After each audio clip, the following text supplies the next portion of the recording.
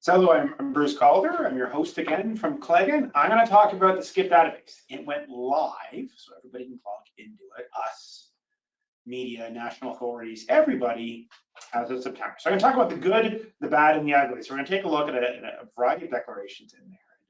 Good ones and not so good ones and very ugly ones. So I'm going to talk about a lot of things. I'm actually going to cover a lot of topics in a very short period of time. And do a little overview of SCIP. So when I talk about what should or shouldn't be there, it's a lot easier to actually explain what should be there in the first place up front. So that's what I'm going to do. I'm going to talk a little bit about distributor responsibility, which is the SCIP number. And I'm going to talk about SCIP compliance priorities, like what should you prioritize? You may not be able to fix everything, but what should you really prioritize? What are the most important things to get squared away? And then I'm going to have a bunch of examples, different SCIP declarations, good ones, bad ones, ugly ones, the challenges with using software solutions, challenges with data gathering solutions, challenges in the wrong test lab, compliance problems. I'm going to talk about some misunderstood SDHCs that are commonly reported but are not actually SDHCs in your products. I'm definitely talk on or off about compliance options.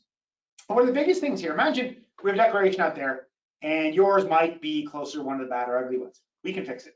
And we don't have to throw the baby out with the bathwater. We can fix it. It's relatively straightforward. It's moving to a simpler approach with component templates that are more consistent, more technically feasible, a lot easier to maintain. It's just an easier way to go. So we can take what you have now and move you to a better world. So the webinar itself should take about 50 minutes. It went a bit faster than that this morning, and there were tons of questions. I didn't get to all of them. As a note, by the way, anybody who registers will receive a copy of the slides and eventually a link to our recording. The recorded version, which will eventually be on YouTube, you can slow down to 70% speed. You can actually while it back so that even though I'm speaking really quickly, it's not so bad. And I do apologize for especially people who are following, who are not English first language. I grew up, most of my education was actually French. I am not French first language. I do feel for you if somebody starts speaking quickly in French or worse, Quebecois, I have a little trouble with it. So the recorded version, at least you'll get the slides, and the recorded version you can scale back into human time speed, so it's really cool. So there is a better place. So first of all, talking about SCIP, you're not doing this for fun, you're doing it because you have to. I kind of do it for fun a little bit, and you know, because I do it for work too. But one of the key things is your products, if they have an SDHC in any component, the component in the SDHC has to go on the SCIP database by January 5th of this year, so many months ago. However, enforcement is a bit spotty because it wasn't really accessible. Now, public and national authorities can access it as of September. So it's a lot of what we're going to talk about, and they can finally do things about what's in there. So that's a big difference in stat. One of the challenges, a lot of compliance I find is, for whatever reason, more than a decade ago, people started convincing themselves in ROHS, you could gather data and have due diligence, and that makes you safe. It doesn't make you safe. If you're non-compliant, you better have tested. Otherwise, you're going to have a lot of fun with the recall process. Now, if you're compliant, data gathering works, and you're compliant, that's fine. But if you're not compliant, you better have tested something. But it made us start to believe that the data gathering is an effective way to do things, and that creates a lot of challenges. And it wasn't so bad when it's basically somebody specialized in niche capability is in their own room, their own office, and they said, yeah, it's ROHS compliant, and nobody really checks, and you have some technical file that you probably couldn't even output if you wanted to. This is a different world. This is a public. Like, this is not, people don't really notice your dirty underwear in the bottom of your laundry basket in your room. They do notice your dirty underwear if you're wearing it outside your pants and walking around with it. And that's more what this is. This is almost a more intense form of enforcement than anything so far outside of Prop 65. You literally have to put your dirty laundry out for display, and that's a big difference. Now, if you don't, in the system, it's worse. That's one of the biggest compliance issues. It's a requirement to sell. You cannot place a product on the market if it has an SDHC, if it's not in the database. And this are more that people know you don't even wash your clothes is much worse. So along the way, it has to be done. Is you basically take this product, which by the way, I just took off the web. It's not necessarily, it obviously is somebody's product, but not just taken as an image. And it has a number of SDHCs, or likely does. One of the most common ones would be high temp solder in the diode there. A lot of the diodes, especially if you have an external power supply, they have these stand-up diodes. This is the service mount version, but stand-up version, They basically have a little hole at the top where you screw it into a heat sink. They always have a 7A high temp lead solder in it. So very, very common. Allowed in ROHS exemption 7A, but for SDHCs, you have to declare. One of the key parts about the SDHCs is they're not restrictions, they're declarations. As long as you declare properly, you're compliant, which is kind of the point. Now, do realize, just says, I declared I'm compliant. Yeah, but if you declare a substance which is banned under another regulation, this is a bit of a problem, and we'll show some examples. Lead and brass, super common, could be connector, could be standoff, could be the center shaft of one of your fans in your electronics. Really common. As long as you declare it properly, you got to declare the brass component, the range of lead, and safe use instructions, and the fact it's materials category brass or copper alloys. They're very common for products to have silicone rubber. Silicone rubber is often made from D4, D5, D6 monomer. Depending on how it's cured, it often has D6 monomer left over 1,000 ppm. Allowed, you should have to declare. The SDS will often have D6 in the 0.5% range. When you cure it, it does drop. Depending on the quality of the curing process, it may or may not drop below 1,000. It's a little different than bisphenol A that makes up polycarbonate. It generally drops to a lower level in the curing process for the cyclosiloxane monomers like D6. It's very often above 1,000 ppm. On average, it's somewhere between 500 and 1,500 ppm. So common declarable. It could have lead and aluminum. If it's a button cell battery, is EGDME. Some of the heat shrinks can have dechlorine plus, which is one of the replacements for the ROHS band DECA BDE. It could have lead and steel, cadmium relays. It could have TMVP in the protective film that was on the monitor that peeled off. And because this monitor likely is lit by LEDs at the base of the monitor, it'll have a polarization and light guide panel behind it, which will normally have UV328, a UV protective chemical. Perfectly normal. You just have to declare it. And as long as you declare, you're compliant. And that's the big thing about the database. The product has to be in there. The component that has the SDHC and the SDHC and some data around the material and the SDHC. You can put a hierarchy in between. Recommended going, we have the monitor to the circuit board to the chip and have a hierarchy. You'll see some of the recommendations now that they realize it's a bad idea. And we agree, and we knew beforehand it was not going to work out that way. The legal requirement is the product, the component or component family, and the SDHC and the materials code. That's what needs to be in there, not all the hierarchy between. Also, the component has to be identified in such a way that a recycler or a consumer could identify it. Calling it part 11472 does not meet the requirement. Calling it a diode or a brass component generally does. You can't get that much more descriptive without pictures. So again, if some of your parts say they use acronyms and abbreviations and say the 44S ATM 40V, that is not very descriptive. That's not going to help. So that also doesn't fly. So be careful if you're using software to automatically dump. You really want to do it by tangible part, brass components, diodes, high temp solder, etc. Things that you can be descriptive that a normal human who doesn't understand the language of your acronyms can still understand. Now you can't go monitor lead, that's not allowed. You have to have the component it's in. So the way it's really built is through different levels, or basically think of templates. You have one for the product. The product has details of the product, the relative part numbers, or range of parts that's in scope. Key thing is to be honest. If it's this part range or this product range, describe it. Especially in custom parts, we can't, every time you make a custom part, one or two of the digits may change. Then it could be, instead of being FV113, 114, and every time you make a new one, put it in there, it'd be like the FV family. So that's perfectly allowed.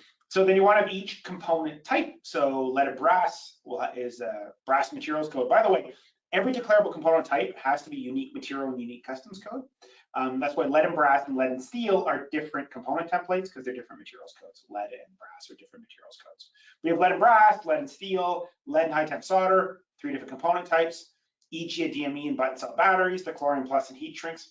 Now there are 200 plus SDHCs and still growing, but there actually only are about 40 unique SDHC situations where lead and brass is an SDHC situation.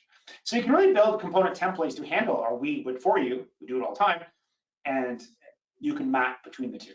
We're also a big fan of hanging together instead of hanging separately. If you're going to be wrong, good company. Do it the way other people are doing it effectively. Meet the rules and do it like everybody else. So If you're wrong, everybody's wrong, so nobody's wrong, which is always a better way to go. So if you have not in the database yet, what we normally do is you sit down and establish the basics. We explain the rules and how to do product grouping. Product grouping is probably one of the most fundamental parts. Instead of listing every single minor part or version of your product, how to group them together and use the similar products or objects rules.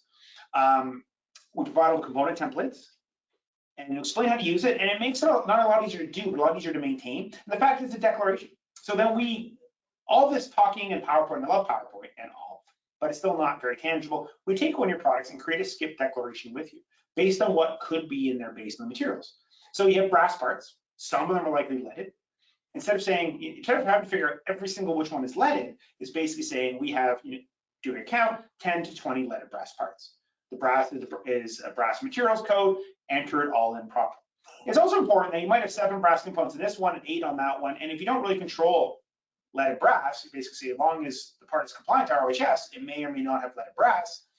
There's going to be a range anyways. So the idea is to be honest. And if you don't know it is 3 components, you use some range. Sometimes we have material that may or may not. You have one of them, like button cell battery. Now, button cell batteries are easy to figure out, but you have one button cell battery, it may or may not have EGDME, betting chance it does.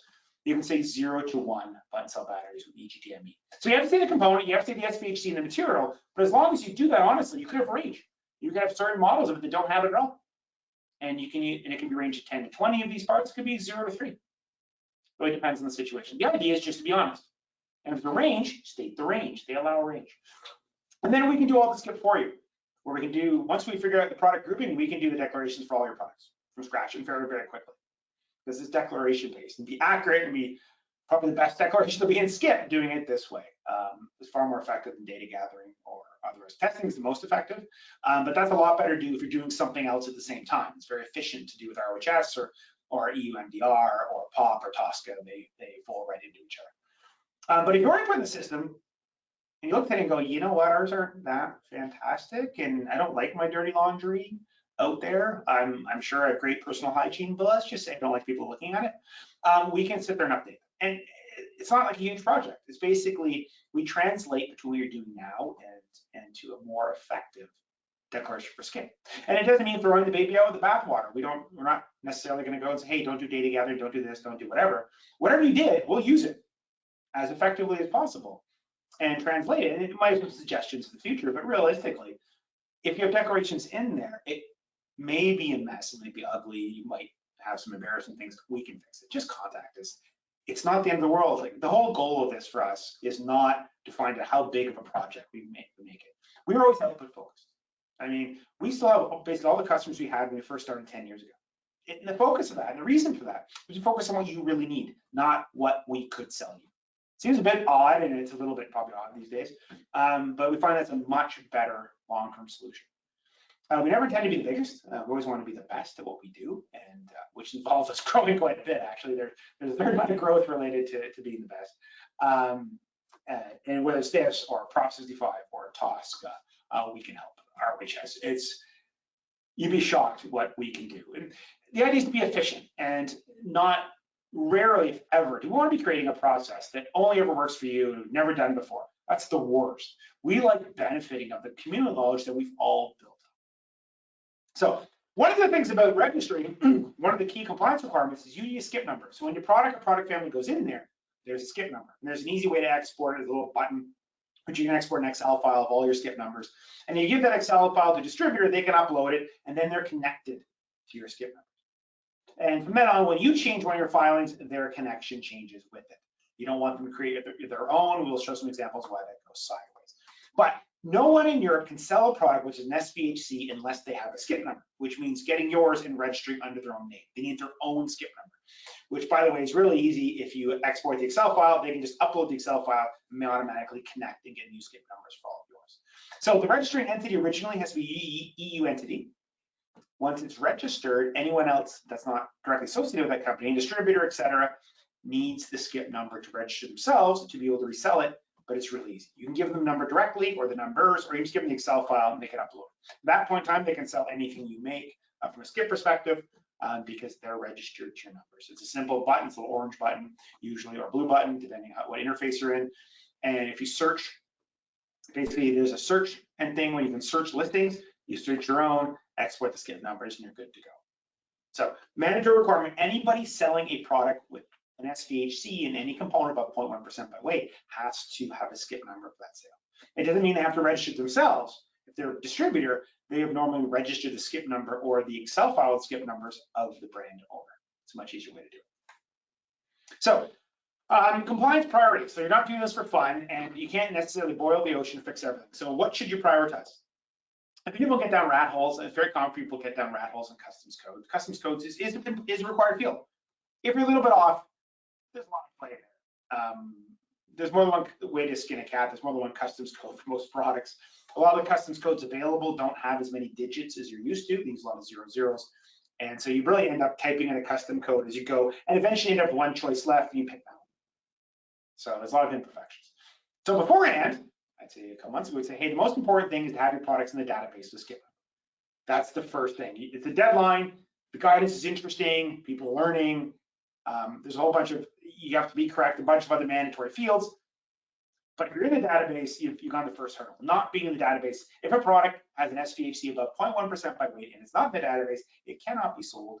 It cannot be placed on the market, it's more correct, in the EU after January 5th of this year, so months ago. You want to be correct about the SDHCs. You want to properly list substances in components. You're not allowed perfectly flat. Flat is monitor lead. I see monitor IC or integrated circuit lead, or monitor brass component lead and brass. So there has to be a component in between. You don't have to put all the hierarchy in between them. Like the circuit board, it's not required. And the ECA is actually going back against their guidance, saying it probably wasn't a good idea in the first place, that hierarchy. You need to fill in all the fields, use appropriate safe use instructions, and be correct with non-technical data, like customs code. It's required. If you're wrong, it's an interesting argument all around. I find customs codes a very interesting argument both days. So originally, we believed the most important thing was to get your product in the SCIP database. Since then, we've decided that the most important thing is do not list a banned substance in your product. So SDHC and SCIP is declaration only, no restrictions. However, meanwhile, a lot of the same substances under RHS or POP or REACH restriction, like short chain coordinated paraffins, there's no real exemption for that. Don't be listing SCCPs in your product. Well, if you do, you need to fix it because you can't sell it anyways. And don't telegraph it to the world. Don't, show your dirty underwear to the world and be proud of it. Don't do that. It's not a good idea. It's interesting. Neighbors will remember. Don't list the banned substance. I'll show a bunch of examples. I'll show hundreds of examples of that. Number one, you think the number one would be a little bit obvious. You think it's kind of funny, might be a little bit jaded. You think before you submitted it that somebody would check to see anything you're declaring that is blatantly wrong, or will get you in trouble. This is just one of the regulations you have to comply to. So again, we can help. We can take you from even the most complicated product. We have literally done products which are trucks that are actually mobile X-ray units for like customs, like huge, massive things. There's very little we haven't done. So come talk to us. We have a plan. Your work's great and it won't be that painful. There's work to be done and we will do most of it. If you've already put in the system, you want it better, talk to us. Hey, this is my current declaration. What would you do to update it? Worst case, you tell you, this is what we do, this is what it look like, and this is how much it is. And you might go, that's really easy. And one of the things about the way we do it with the component templates and families, it'll be so much easier to maintain. You're gonna see a lot of change. The new list, SDHC list in July was pretty well nothing. It's not really any key substances in the July list. The December has one. The December has one in vulcanized rubber. Not as much fun as the new medical device restricted substance in March. It's got a doozy, and that's gonna be fun. So that's only for medical devices though. So SCIP is open to the public, and that's really why we're here, and to look at the good, the bad, and the ugly. So in the presentation, everybody will get a presentation that's linked to the database, but it's really easy to find. SCIP database, and it'll get there. And it's open. It's got search functions. They're challenging. Not that they don't work. It's just a huge database and not a lot of refinement. So the easiest way to search for something is normally you search for something you know about, like article identity. What's the product name? So theoretically, you should be able to buy a product and then put the product information or something about it in this and find it. Easiest way. That's one of the key requirements. Can somebody buys the product or is going to recycle the product, find it. Awesome, that's one of the criteria. So if you know what you're looking for, it's pretty easy. If you put in something generic, like the word computer or server, it might get massive and you get a huge number of hits. It's actually worse when you do components. You can do against article category, against customs code. Again, you'll get a lot of hits. See down below, this is logging in from a couple of days ago. There are 4.3 million records or so in here. You gotta refine what you're looking for. You put substance of concern, you put DHP, you're gonna get a lot. You put lead, you're gonna get a ton of a lot. So often you have to know what you're looking for. Now, what I'm gonna show you the next couple of pages, by the way, all this is public, so there isn't anything that's confidential. However, because I'm doing a presentation, I tried to blot out more or less product details to a certain extent or genericize them. If you really try hard, you can probably figure it out. It's all public anyways. So one of the fun things to do, search a product type, catheter. Catheter's nice, there's only 30 catheters listed, which I also find kind of suspicious. I think there are a few more than 30 catheters out there. Yeah, I find that one a bit suspicious. I mean, a lot of catheters have DHP or they have D6 in silicone. It is a wee bit suspicious. Hint, hint, national authorities, why there aren't more in there. So it's a way to do it. You look at a product type. You look up a specific product. If I flipped over the computer I'm doing right now, I could look at it, and that hopefully is more defined. So this is a particularly good one. I blotted out some names, but this is a catheter. Catheters commonly have silicone components with residual D6. Now, they won't necessarily have it, but they'll often be made with a silicone rubber that is D6 well above 0.1. It'll likely cure down below 0.1, but it may or may not. Unless it's controlled that way, you might as well say things to declare. It's a bioaccumulant, it's no human health hazard. And this one's done very well. It's basically the catheter name, which is blotted out mostly, silicone component, dodecamethyl cyclohexysiloxane, D6. D6 is one of the most common correctly declared SDHCs. On the right, you can see it's got a concentration range of 0.1 to 0.3, because if it's there, it's just above 0.1. And the materials category for silicone rubber is rubber and elastomer silicone rubber. And you can reuse this for all the different catheters or other medical devices and tubes and so on and so forth. It makes it so you approve a component template and you use it like that. So this is a particularly good one. It has the product, it has the component, it has the SDHC. There's actually safe use instructions. It's a bioaccumulant, so they're mostly about waste disposal. This is a particularly good one. If you want to see a good example, this is very simple. It's a catheter. It's basically product, component with SDHC, the SDHC, the concentration range, the SDHC, the materials category, and there will be safe use instructions, I'm sure. I just don't want to put everything up on the page related to disposal. So that's a good submission. Checks all the boxes, top 1 or 2% or so of declarations. Very good. This is a bad one. Now, this is a bad one for many reasons. This is not the manufacturer of this product. I blotted out a lot of things. This is somebody else declaring someone else's brand product because they sell it in Europe. And it went horribly wrong. From a purely structural point of view, it says server, and then it has the SDHCs. Well, that's a no-no. That's flat. You need server, and then I saw in the previous one, silicone component or leaded brass component or IC or something in between. It's got to be the product, the component, and the SDHC. But more importantly, they said it has DHP in it, which makes it, since it's a server, it has to be ROHS compliant. It's got DHP. It is not. Therefore, they're saying I have a non-compliant product on the market. So this is a double problem. One, they said I have a non-compliant product on the market. It's not ROHS compliant, which means you can't sell it. And phthalates were in scope of, say, servers before January 5th. So this is not a saleable product. Moreover, the actual manufacturer of this also listed themselves, and they did it properly.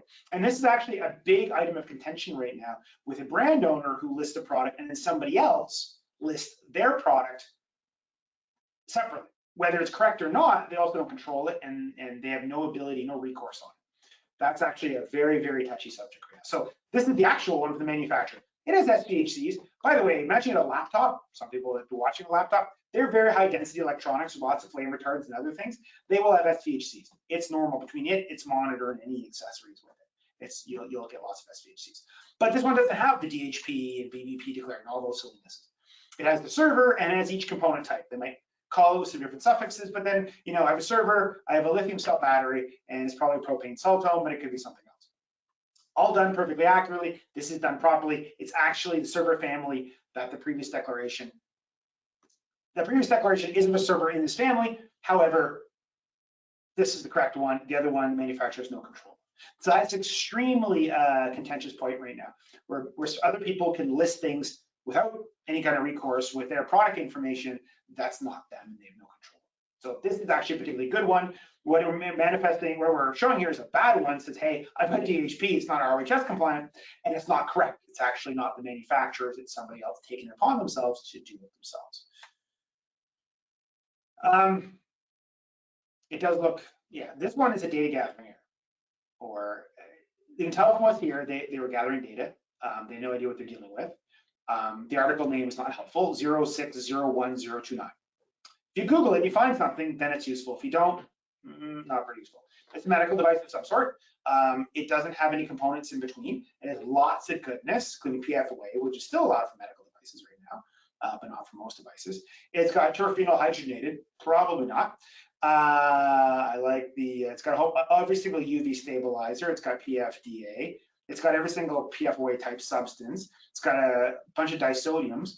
Disodiums are water soluble. I don't see it being here. A medical device might not like things that are water soluble. So a lot of things wrong here. The article name is not clear enough. There's no component in between. Somebody did some data gathering and no idea what they're doing and spit it out. Very likely they have software they paid probably lots of money for that spits it out for them. So I always love the software part of this. So you can take dirty underwear that you don't really expect. You don't know which dirty underwears or what you did that day, whether you were just in the gym, and your software's going to spit it all over the internet so everybody else can see it. If you put it in those terms, it might not seem like a good idea. Just think about it. Also, something went wild in this one. The same product is listed in the database a gazillion times. This goes on for pages. Something went wrong. Now, the funny thing is, you probably see some people asking questions about it later. So imagine they had this mistake and want to delete it. Deleting actually doesn't work. We're finding right now. You can't delete it. You can update, but you can't delete it. And that's an interesting problem. This is another one. This is definitely software. There's no way any human being did this one. By the way, this Assembly 1800, which is, again, super informative, goes on for pages. Like the actual listing here goes down the floor, out the door, over the next lab. It's that long of a list. I can only put so much here. So what happened is it looks like a piece of software took the BOM indent line, not even the description line, which the description line, by the way, for components is almost as bad. ATR 47.2, 4.5, 30 volts, totally useless too. So they're saying, hey, it's 1, 1, 10, part 1089, 11, 13, 1955, 19. This is the BOM hierarchy that pasted in here. Totally useless. And it goes on forever. And most of these are actually also incorrect. They're actually they're thick film resistors, which they're reporting lead oxide and lead, which is incorrect. It's leaded glass, not an SDHC in a thick film resistor. They don't have materials information. There's so many things wrong with this one. This is what happens when you let software go wild. They probably paid a lot for the software. It now takes all their garbage, and it's garbage in, garbage out, but think of it more as in very embarrassing undergarments spreading out all over the place. Yes, fortunately, the search functions are pretty hard to use right now. Well, they're easy to use, but they find everything. It's hard to refine. So you might be hidden in the mess or hidden in the forest, a very large forest, but that's the only defense a lot of these companies have. They're hidden in the large forest. By the way, this one we could fix pretty quickly. You just there's a very simple way to remap this into component templates, accurate, give it a better name, and but easier to maintain going forward. This assembly has so many parts in it, you probably make changes all the time. The way they structured this, every time they make a change, they might have to update this, which is not a good plan.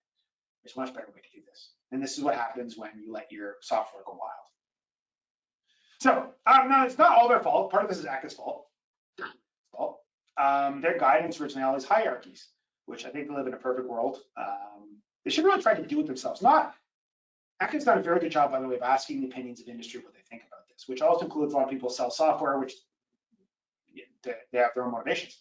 But what they should have really done is enter data themselves, not theoretically, not ask everybody else's opinions, do it themselves for real products and they learn. That would have actually helped a lot. So it said, here's a bicycle, we want the handlebar grip, and then of course we have this little, we'll say leaded brass or a piece, or in this case, tube, they're saying is dechlorium plus, which wouldn't be, but tube inside the inner tube, which inside the tire, inside the wheel. Now this whole hierarchy and say, hey, we want this hierarchy so you can trace it out. You only need to put the bicycle and the donut-shaped tube in there because it's the one with the dechlorium plus. But say, hey, we want this hierarchy. That was in the guidance. So you look up the guidance, that's what it says today. And this is this week. They said avoid long hierarchies. But you just said in your guidance, we wanted that, but no. And we said at the time, that's not going to work yet. Unfortunately, what's the legal requirement? The product, the part with the SDHC and the SDHC. And you can see this, they say, well, stop doing duplicates. They really need to enter the data themselves to realize a lot of BOMs have, the way the indenting works is like cooling system part A, part B, and it indents that way. It looks like it's duplicate, you know, coolant system twice and bracket up 3 times or whatever. But that's actually normal inside a bill of materials. They're actually quite complicated. And sometimes the naming conventions are simplified. People might be in a bit of a hurry and they're not, didn't really, when they put the BOM together, expect to be putting it on the internet for everybody to look at. So I said, hey, we don't want that. I'm like, cool, but your guidance said you did. But the guidance also said, we like that, but it's not mandatory. And they're kind of realizing now it's a whole bad idea to begin with. But it did sell probably a lot of software. Anywho, another great one, it's my favorites. This is software-related problems. This is more systemic. Is if you put every individual part in there, like you have a software program, you could spam the system. So if you search specifically for DHP right now, the first 10,000 plus listings. By the way, I stopped searching after 10,000 listings. Are outboard motor parts. And you only see 200 a page, and I was keep flipping pages. And after I got to 10,000 parts, and it was still DHP in outboard motor parts. I was like, you know what, it'd be nice if I could refine it or skip farther ahead. I actually crashed the database twice, just skipping ahead one at a time. So the database spamming, yes, can create these super long listings, which they're unhappy about. This one goes on for, you know, 1 million pages.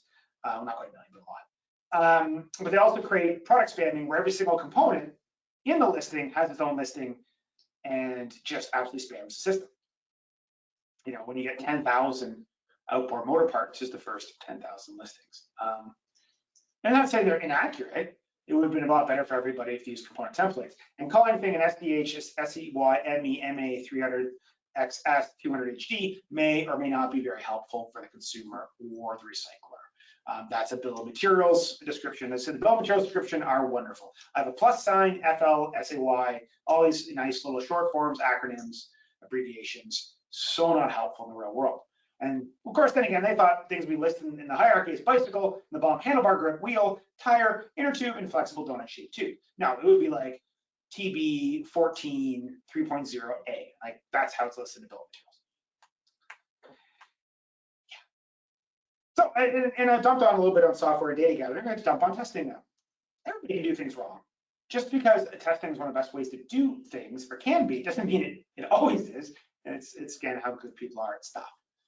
This is very common. So a lot of test labs, not us, do SDHC testing by, well, semi-randomly, or for some organization, grouping part types they feel by eye or similar, grinding them up and testing them together. We're a much bigger fan of screen testing everything and using some good procedures onto what next step is for each screen. It's just much more effective. We test everything, but we do it by screening, and it still costs less than doing this. It's way more accurate. So we get a test report, which reports data by test group 1, test group 2, test group 3, and then the manufacturer just put it in like that. So a couple problems. 3. 1, it's not a test for SDHCs. 2, don't put them in the test group. That's totally useless. It's not a component type, and it doesn't meet any criteria. 3, what happened here is also, it's a very common problem where a lab really doesn't care about you. It's an SDHC test, and all the SDHC are declarable, not restricted, for SDHC purposes. So they don't have to tell you anything. If we got SCCPs like this one does, we would have mentioned it, not in the test report because it doesn't belong there. That's because it's an SDHC test report. If we're doing POP or RHS or that kind of thing in parallel, which is pretty common, we would. But if we mention it, in parallel, look, SCCPs is a reach SVC declarable, but it's also banned under POP. You can't have it. You need to fix that. But instead, they didn't do that. They said, hey, we have DHP in electronics, which you can't for RHS, and we have SCCPs, which you can't have for anything. So you basically say, woohoo, I have a non-compliant product, and I'm going to tell you all about it. And it might seem like, hey, I could hide this. Not as well as you'd think. And then, of course, they don't have any materials information or category information. Can't fill out anything properly. They really should use in component templates. It's a lot easier. So again, this back to like the number 1 point. Don't list the banned substance. Like, for goodness sakes, you do all this work. You might have paid a lot of money for data gathering or software, maybe testing. And then you just go out and tell everybody you're non-compliant. Like, so I think it's just that one company, silly little beagles. Well, funny, SCPs are pretty well banned in everything except for a few really obscure mining applications. There are 792 products listed with SCPs. It's literally basically 800 products that, woohoo, we're not compliant, come take us off the market. If a national authority wanted to go on a little very effective compliance go for this. Now, are there at least 800 products SCPs in Europe? Oh goodness, it's a really common non-compliance. SCPs make DHP or DINP cheaper in PVC. So cheap PVC has SCPs all the time. It's banned, and we run into it relatively often, especially in cheap PVC. So there's 792 products. Chances are most, if not all of them, actually have SCPs. These are all simple recalls. This is, they'd be shooting fish in a barrel, the national authorities. Why, for goodness sakes, do you just tell everybody you have a banned substance? Like, really, don't do that. I mean, if I have to go back, it sounds like a silly thing. Don't list a banned substance. And there only are a handful of SDHCs that are banned elsewhere. Don't. Now, your medical device, and you have DHP and it's a consumable, you're allowed. It's governed by EU MDR, not ROHS, and that's allowed. And that sort of thing's okay. Medical devices also have later PFOA compliance dates. Also fine. You have to be ROHS compliant. You're saying your electronics is DHP, or you're saying you have SDCPs, which nobody's allowed. Not a good idea. Here's another one. So medical devices are often allowed PFOA. This is not a medical device. It's like a motion sensor. It's got PFOA. PFOA is banned under POP. This is not a medical device. You can't do that. It also says it's acrylamide, which is pretty awesome because that's the brown or black that gets created when you bake something. Very common Prop 65 prosecution. Really common in pretzels or baked bread. There's a use in plastics, but not in any real concentration. So it says we have DHP, which it's an electronic device, which it can't have. It also says boric acid, which is pretty hard to do because it's water soluble. As MHPA, hexahydroforamethylphthalic hydride, which you all know is MHPA, of course. I know, well, it's chemistry name, acronyms don't make a lot of sense. As ADCA, the third one, that's actually fairly realistic. If it has polyethylene foam, the foaming agent's often ADCA, and that's a perfectly reasonable one. Now, it also says motion sensor. It should say component, and then the SDHC in the component. It doesn't have those. But starting at the very first thing, it says it's PFOA, which is not allowed to have. So this is another one. This one isn't bad. It's just sloppy. Now, does the graphite sheet have a D4, D5, D6, dodeca, and octa methyl cyclo siloxane? Possibly. I mean, the silicone, it was used to coat whatever this graphite sheet might have, actually. Depends if it's cured or not. But they list the same part over and over and over again. Now, and it also mentions TGIC. That's all the metal parts. And this, by the way, I didn't capture all the parts in this one. Tons of the metal parts are TGIC, is the hardener for the powder coat. One of the biggest, after lead in thick film resistors, biggest mistakes in a lot of declarations is declaring TGIC or MHPA. They're hardeners, they're ingredients. Now, a lot of SDHCs are dangerous because they're reactive. And because they're reactive, they can cause cancer or reproductive harm or some such thing. However, they're not usually very useful in your product if they're reactive. Something's water soluble, it usually doesn't go too well in a computer because it would dissolve in humidity. So there's a reason why it's not there. A lot of the substances are ingredients to do something else, which becomes the material you eventually have. One of the most common is MHPA, or hexahydromethylphthalic hydride, which comes in 4 different variants, but it's one SDHC list. It's a hardener. So it's very common, 2-part epoxy, you'll see it in LEDs. It's a potting agent, very common potting agent, but it's a hardener. And so the way hardeners work, for the most part, is MHPA starts like the molecule on the left. You see that one little oxygen, not the double bond oxygen, but the one little oxygen. It looks like it's holding hands, like it's praying or holding hands. And that's its natural state. The way it's used in practice as a hardener is to attach smaller polymers together to make longer polymers. So small polymers are like gravel, they flow. And that's the reason why your epoxy flows. They're small polymers. And the way to make them flow less and become harder or harden them is you connect the smaller polymers together to create longer ones. And so what MHPA does, it starts by holding its hands and then lets go and grabs hands with 2 smaller polymers and makes a longer polymer. And it's not a catalyst. It's not like it makes it longer and throws it on its way. It permanently becomes part of the final longer polymer. And it like turns the gravel into sandstone, something stronger. And it's fully reacted in the final version. It might have a trace amount left over, and we'll talk about that in a moment, but it's fully reacted. You're getting a declaration of the ingredient, not what's in your final product. And that brings back to TGIC, which is very commonly quoted, very commonly declared in SCIP, and it's not at declarable levels, not there over 1,000 ppm. What it does is TGIC is another hardener. If you see those little triangles at the end of a molecule, and again, you see that oxygen like it's holding, that's a hardener. That's the easiest way to recognize a hardener. It's a triangle with an O in the middle. Because what it does is it goes to small, in this case, polyester polymers, lets go, connects to the smaller polyester molecule, and makes longer runs. And so it turns the powder into a solid. So when you're powder coating, you're spraying on a powder, and it becomes a solid polyester coat. And so that's what the TGIC is doing. It's reacting to create a new, completely different molecule, and a lot safer. These long polymers don't have the reactivity. TGIC is dangerous because it's reactive. It can connect to things. But once it's connected, there you are, it's gone. And you might say, well, there might be some residual amount. This is a very important part of SDHCs.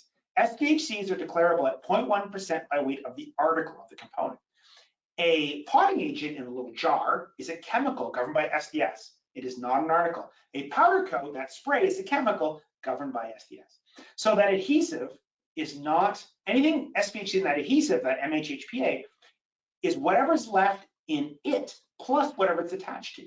So if you take this hockey stick right now, and Article A and Article B, and mixture M is the adhesive, anything residual in that mixture M, like any residual unhardened MHPA, is calculated over the weight of itself plus Article A plus Article B, and becomes trivial weight.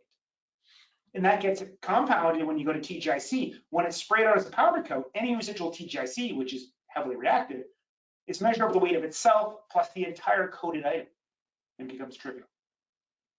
Oh, this one's an over-reporting, but it's very common over-reporting. There are 173,000 TGIC listings. I'm sure nobody had tested for them because it'll be a trivial. Very common. Powder coatings are pretty common. Polyester powder coaters on metal, pretty common. But that's the ingredient, that's not what's in your product. This one's not as bad as saying, hey, I have SCPs. Okay, that's really bad. This is not going to get you pulled off the market. It's just not right. You might not recognize, 135 tris, 2S, and 2,3 epoxypropyl, TGIC. We can help. The real need for BPA is massive too. So, but we can help with all that. Okay. One of the main compliance priorities, again, is don't list any banned substances. And we can help. Even if you haven't done it yet, we can get you through the process. Get you up to speed, what the rules are, what's the best way to group your products. So we do product level declarations, a lot easier to manage, to provide the component templates, do a product with you to show how it's built, give you a better idea of how it's going to be maintained, and then we can do it for you. But if you've already done it and you go, you know what, our declarations are decent, but we probably need improvement. We're happy to help, and we're not going to make you, throw it all out. We're just basically, okay, you got that, awesome. It's a learning process for everybody. Now let's convert it into an easier maintain method with component templates and get it up to snuff. So it's the top 10%, top 5% of compliance in there, and move on to the rest of your work. That is not to make your life complicated. It's basically say, okay, it's a really good start. Why don't we now translate it into this process? And if it's working for you, you can continue what you're doing. We'll just refine the output out the other side and make this so much easier to maintain. You're going to find maintenance challenging. If you've done it all at individual part levels in the software and a BOM, because you can have problems with duplication. It's really exciting. Simplify it, get it right. Product, component SDHC, SDHC in it, SDHC use correct, tangible component templates, so much easier to maintain and keep going. So I'm a little ahead as I expected. If you have any questions, please feel free to submit in the control panel. If I don't get to your question, which happened a lot this morning, there are a lot of questions, a lot of great questions, by the way. Please contact me afterwards. Also, a related note, everybody who registered will receive a copy of the slides and a link to the recording. The bonus in the recording, as I mentioned earlier, is the recording ends up being on YouTube, I believe, and you can slow it down, say 70% speed. And we have one British gentleman here, wonderful fellow, and we slowed it down to 70% speed once. He went, oh my God, he stood up, he said, I can finally understand them. Yeah, which is fair. Actually, it's really funny. I was at my parents some time ago, and we were doing that, and we had one playing at 70%. I was, oh my God, Bruce, you can speak slowly and coherently. I always worried you wouldn't be able to. My dad's staring at me across the table, going full well, we've slowed it down to 70% speed. I didn't want to, my mom was proud of me, let it ride. I do have a bad habit of talking quickly. It happens. On the bright side, and I really do apologize to people who are not English first language, I cannot believe you guys are keeping up with this. That's amazing. The recording, you can scroll down to a more reasonable speed, and for the most part, I make more sense, and hopefully I slur less. Turns out, when I slow down, the slurring is not so bad. So I'll get to questions. Feel free to submit any questions you want on the control panel. I'll get to as many as possible. What is the proper method for declaring an SDHC? Noted on a website, a letter submitted with each product sold, etc.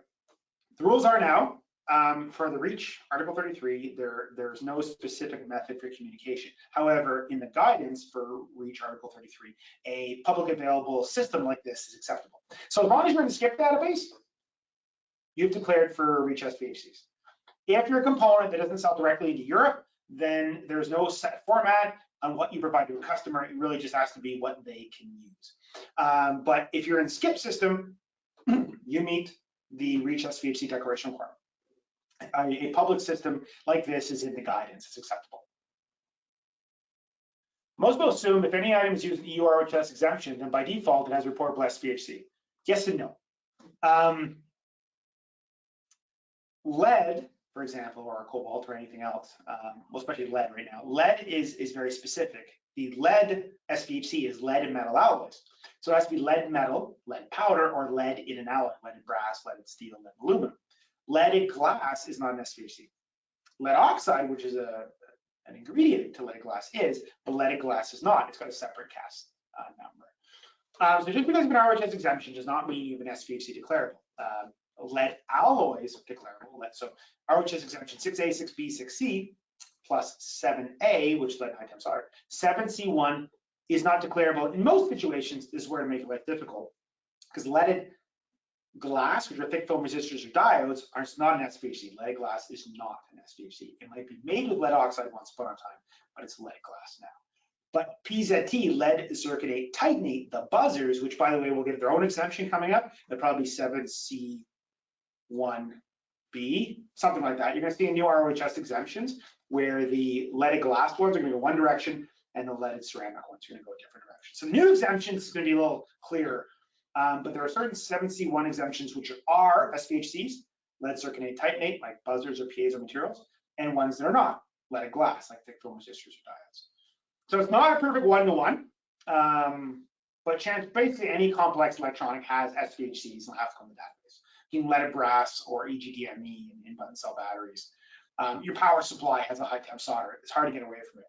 If you have a power supply, if anything plugs into the wall, it's got a basically stand-up transistor, some kind of regulator or cutoff in the power supply. It stands up on a couple legs. It's usually got a hole in it where you can screw it to a heat sink. It's got high temp solder.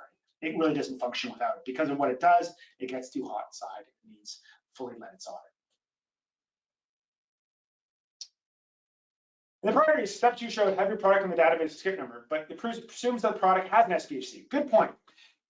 If your product doesn't have an SDHC, it does not have to go in the database. It's kind of a weird thing where, while you aren't in the database, well, you don't have to be. It's only required to be positive declaration. There's actually no effective way to declare a product that doesn't have an SDHC in the database. So for SCIP compliance, if a product has an SDHC above 0.1% by weight, the number 2 priority is making sure it's in the database. If it doesn't have any SDHCs in any component above 0.1% by weight, which does occur, especially in some medical devices, some simple devices, then it doesn't have to go in the database at all. So the priorities are really for stuff that has to go in the database. That's a really good point.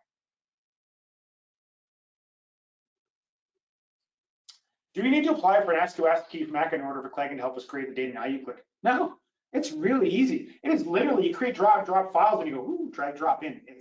We can do it for you, but literally we create the files for you. So we normally create an I6Z, which is the official file, and we'll show you how to lock it and everything. But we often structure you to do it yourself. We're quite happy to do it for you. But we structure it, it's a drag drop operation. You just take it, drag it, drop it in. There's actually just either upload from folder or just drag, drop it in. So we give you the I6Zs you need, and we'll explain the unlocked data set and the locked version. The unlocked data set is what you can update in the future. The locked dossier is what you submit. They look the same, but they're actually very slightly different. One you can register and one you can continue to modify. But we also give you a PDF. And then a lot of people don't realize this. One of the best ways to view your file is you can actually export a PDF, and it gives you actually an output of what your SCIP looks like. It's a really nice PDF, and it's got like a table of contents, and every component is hyperlinked. So you click in it, it goes to where it is in the sheet. And we usually create those. So here's an I6Z. you have to be familiar with the system to review this. Meanwhile, here's the PDF of what it looks like in normal human Adobe type structure, so you can take a look at it, review it, saying, hey, no, I like it, I don't like it, and then submit it. So, and then we can do it for you, and there's an easy way to attach one of our accounts to your account to add it, but most of the time we just show you how to drag drop it in. We make it real easy. We can make it easy however you want. We can do it ourselves, do it for you, or we can drag drop. We normally don't need much of a connection. What is POP? Very good question. Persistent organic pollutant regulation. Probably one of the most likely chances you have of getting a recall in Europe. POP enforcement for SCCPs is as much or more than ROHS enforcement. There's only one chemical. There's only two chemicals that really impact the most products: short chain chlorinated paraffins, which are a way to make PVC with DHP or DINP, which is not banned in Europe, cheaper, or PFOA, which is normally waterproof coatings. You often see it in like PTFE coatings. PTFE coatings don't have to have it, but they can. It's a processing aid to make fluoropolymer coatings. We also see it in things like Viton and other fluoropolymers. UV328 needs to be declared if it's not absorbed. It's a very good question. Usually the plastic is UV328 as the UV absorber. So this is very common for thin films. Like if you have a laptop right now, it most likely is UV328. And the reason is, so if you have two screens right now, you have a desktop screen and you have a laptop screen. The desktop screen, or your TV screen more like it, the LED lights that are shining light at you are behind it, and they're shining through an LCD filter that's filtering out colors from the lights. The lights are behind the screen, they're shining right at you. Your laptop works differently. The LEDs are normally at the bottom, and that's why your LED screen's so thin, and they shine up through some guides and then get turned 90 degrees and shine back at you. Because of the plastic guides and such, that you need often a UV filter to prevent, or UV resistant chemical like UV328. So very, very common. If it's in there, you have to declare it.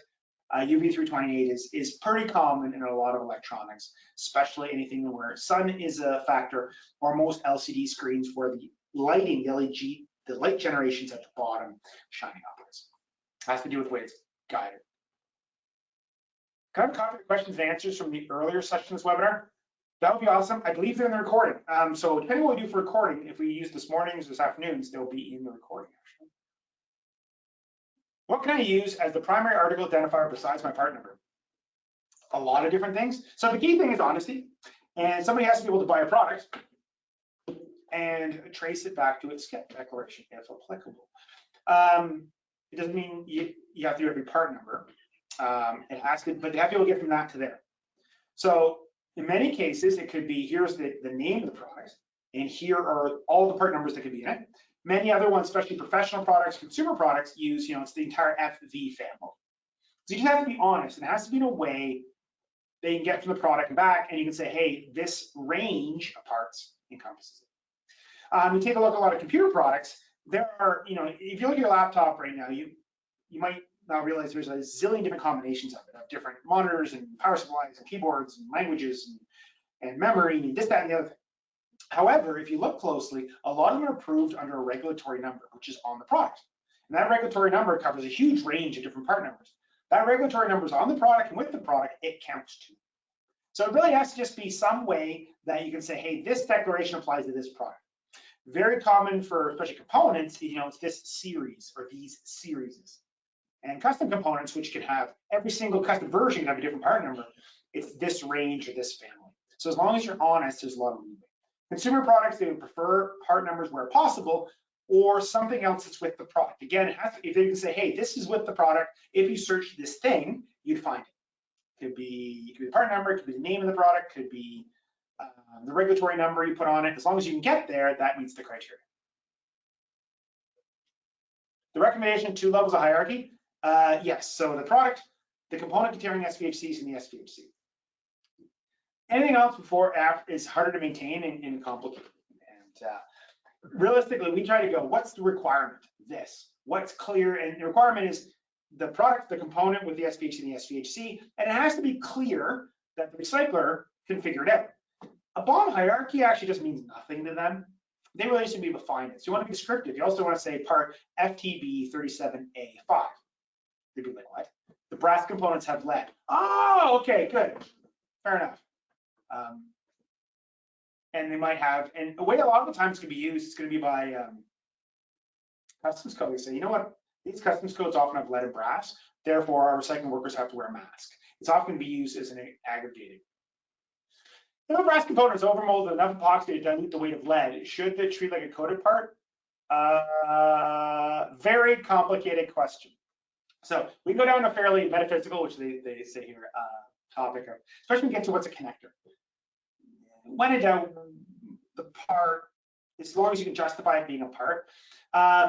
If it's a brass component and then epoxy is molded over it, if the component was already a component before and you added epoxy to it, it's really the original brass components. But realistically, when they pick it up, it's going to be the epoxied one. That said, the lead and brass usually is going to be such a sky-high number. Unless you put a beach ball around epoxy around it, it's not going to make a difference. It does get a little complicated with wire, where is the wire and the copper wire and the what's on top an article is the PVC jacket a chemical until it's extruded on? That's an interesting argument. Heat shrink is not, but sometimes that can be argued. Close for small components, close enough is fine. Once you get under a gram, close enough. That'd be an interesting argument, and I don't think it'd be winnable for national authority trying to get too picky about that kind of thing. That's great, Cora. Oh, thank you again for the questions. I'm running out of time here. Oh, I put a good one. This is a common one. So I submitted a SCIP file. I can't find it. A couple reasons for that potentially. A, I don't think this database has been updated since October 1st. So anything after October 1st, you likely can't find.